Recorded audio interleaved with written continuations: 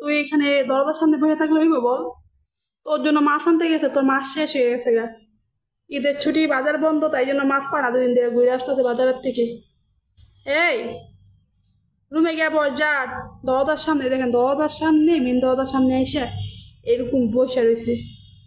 ওর বাবা বাহিরে গেলে ওই যাইতে চায় না, হলে দরজার সামনে এসে বসে থাকবে। এই রুমে আসো।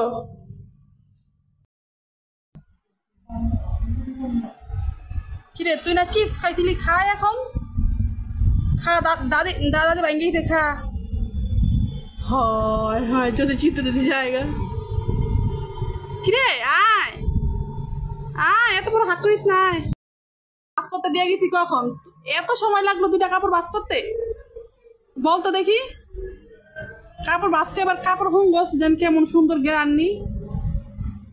এই ও দাদির দিকে তাকাই আছিস কে? তোরে আরো 1 ঘন্টা আগে দিয়ে গেছি দুইটা কাপড় বাস করতে, তোর এত সময় লাগবে কাপড় দুইটা বাস করতে? এই জায়গায় শিয়া পড়ছ। ওটি ওটি ওটি ওটি ধরতে না, ওগুলা বাস করছি আমি। জ্বালা কাছ কেবল তোর লিগে একটু শান্তি পেয়েছে না শুয়া?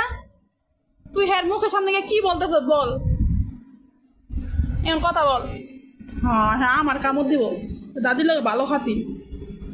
স্যার চুলকা চুলকি করার সময় পাস না? দাদি আচলে বাচলের তলে ঢুকে দাস। বাবা এসে ও দাদি লোক দাও সেই কথা মুখের সামনে গিয়া না, বাবার দিকে তাকে এত কে